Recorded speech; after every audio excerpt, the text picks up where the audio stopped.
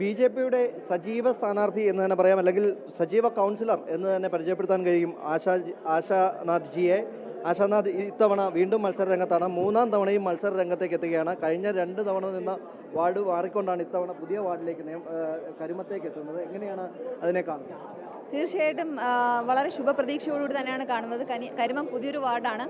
അപ്പോൾ തീർച്ചയായിട്ടും ഒരു നല്ലൊരു കാൻഡിഡേറ്റ് വേണമെന്നതിൻ്റെ അടിസ്ഥാനത്തിലാണ് നിർത്തിയത്. കാരണം പാർട്ടി എനിക്ക് തന്നിട്ടുള്ള ഒരു വീണ്ടും ജനങ്ങളെ സേവിക്കുവാൻ തന്നിട്ടുള്ള ഒരു അവസരമാണ്. അതിന് നല്ലൊരു ശുഭപ്രതീക്ഷയോടുകൂടി തന്നെ കാണുന്നു. തീർച്ചയായിട്ടും വിജയിക്കുമെന്ന് 100% ഉറപ്പോടുകൂടി തന്നെയാണ് പ്രവർത്തിക്കാൻ ഇറങ്ങുന്നത്.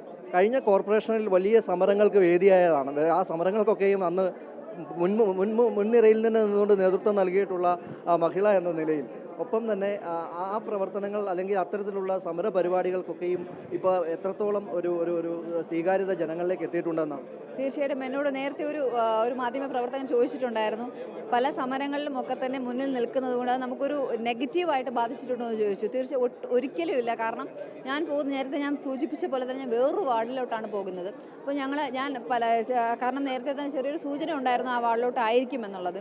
അപ്പോൾ പല കാര്യങ്ങളിലും തന്നെ ആ വാർഡിലോട്ട് പോകുമ്പോൾ അവിടുത്തെ ജനങ്ങൾ, കാരണം സ്ഥാനാർത്ഥി എന്ന രീതിയിലല്ല അപ്പോൾ പോകുന്നത്, ചെറിയ ചെറിയ ആവശ്യങ്ങൾക്കൊക്കെ തന്നെ പോകുമ്പോൾ അവർ പറയുന്നത് എവിടെയോ കണ്ടിട്ടുള്ള മുഖമാണല്ലോ, TV-യിൽ കണ്ടിട്ടുള്ളല്ലോ, പല സമരത്തിനുമൊക്കെ നിന്നിട്ടുള്ള ആളല്ലേ. അപ്പോൾ അതെനിക്കൊരു പോസിറ്റീവായിട്ടാണ് തോന്നിയിട്ടുള്ളത്.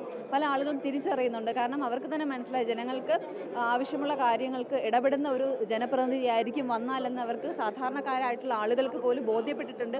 അതെനിക്കൊരു നല്ല ഒരു ഇതായിട്ടാണ് തോന്നുന്നത്. കരിമം വാർഡ് പുതിയതാണെങ്കിൽ പോലും അവിടുത്തെ ഒരു സാഹചര്യമൊക്കെ അറിയാം. എന്തൊക്കെ വികസന പ്രവർത്തനങ്ങൾ അല്ലെങ്കിൽ എന്തൊക്കെയാണ് ജനങ്ങളിലേക്ക് എത്തിക്കാൻ തീരുമാനിച്ചത്? തീർച്ചയായിട്ടും അവിടെ ഏറ്റവും പ്രധാനം അവിടുത്തെ ഗതാഗത യോഗ്യമില്ലാത്ത കുറേ റോഡുകളുണ്ട്. അത് ഞാൻ കണ്ടു. ഫസ്റ്റ് പ്രയോറിറ്റി അത് തന്നെയായിരിക്കും. കുറേ റോഡുകൾ അവിടെ ചെയ്യാൻ സാധിക്കാത്ത റോഡുകളുണ്ട്. അപ്പോൾ അത് ഫസ്റ്റ് പ്രയോറിറ്റി റോഡുകളെല്ലാം തന്നെ ഗതാഗത യോഗ്യമാക്കുക എന്നുള്ളത് തന്നെയാണ്. കഴിഞ്ഞ വാർഡിൽ എത്രത്തോളം പ്രവർത്തനങ്ങൾ 2 ടേണും അവിടെ തന്നെ? അതെ, 2 ടേണും അവിടെ തന്നെ. ഒരുപാട് നന്ദി. കാരണം നമുക്കറിയാം, ജനപ്രതിയായിട്ട് വന്ന ശേഷം ഒരുപാട് വാഗ്ദാനങ്ങൾ കൊടുത്തിട്ടുണ്ട്. നമുക്ക് 100% എല്ലാം ചെയ്യാൻ സാധിക്കാറില്ല. എന്നിരുന്നാൽ പോലും എന്നാൽ കഴിയുന്ന എല്ലാ കാര്യങ്ങളും ചെയ്ത് അവരിൽ ഒരാളായിട്ട് ഇത്രയും 9.5 വർഷമാണ് ഞാൻ ഉണ്ടായിരുന്നത്. കാരണം ഞാനൊരു ബൈ ഇലക്ഷനിലൂടെയാണ് വരുന്നത്. 9.5 വർഷം അവരിൽ ഒരാളായിട്ട് എനിക്ക് പ്രവർത്തിക്കാൻ സാധിച്ചു. അതിന് എന്നോടൊപ്പം നിന്ന് ഓരോ അംഗങ്ങളോടും, ഓരോ റെസിഡൻസ് അംഗങ്ങളോടും, കുടുംബശ്രീ പ്രവർത്തകരോടും, ആശാപ്രവർത്തകരോടും, അവിടുത്തെ ഓരോ കുടുംബാംഗങ്ങളോടും എല്ലാം തന്നെ നന്ദി രേഖപ്പെടുത്തുകയാണ്. കാരണം എന്നെ ഒരു കൗൺസിലർ ആക്കിയതിന്, എന്നെ അവരിൽ ഒരാളായി കണ്ട് ഇത്രയും നാൾ കൂടെ നിന്നതിനും എല്ലാവർക്കും ഒരു നന്ദി രേഖപ്പെടുത്തുകയാണ്. വീണ്ടും തൊട്ടടുത്തൊരു വാർഡിലോട്ടാണ് വരുന്നത്. തീർച്ചയായിട്ടും ഇവിടുന്ന് കിട്ടിയിട്ടുള്ള പോസിറ്റീവായിട്ടുള്ള, ഇവിടുത്തെ ആളുകളൊക്കെ തന്നെ പോസിറ്റീവായിട്ട് പറഞ്ഞാലേ മറ്റു വാർഡിലായിട്ട് നമുക്ക് ആ ഒരു പ്രതിഫലനം കിട്ടുകയുള്ളൂ.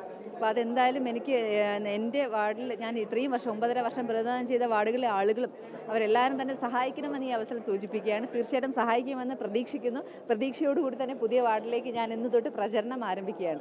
തന്നെയാണ് തൊട്ടടുത്ത വാർഡിൽ തന്നെയാണ് കരുമത്തേക്കാണ് സ്ഥാനാർത്ഥിയായി എത്തുന്നത്. അതുകൊണ്ട് തന്നെ അടുത്ത വാർഡിലുള്ള ആളുകളുടെയും ഒപ്പം തന്നെ അവിടുത്തെ ജനങ്ങളുടെയും പിന്തുണ ഇപ്പോൾ തന്നെ തേടുകയാണ് ആശാനാഥ്. വരും സമയങ്ങളിലും ആ മണ്ഡലങ്ങളിലും വേണ്ട രീതിയിൽ പ്രവർത്തിക്കാൻ കഴിയട്ടെ എന്ന് ആശംസിക്കുന്നു.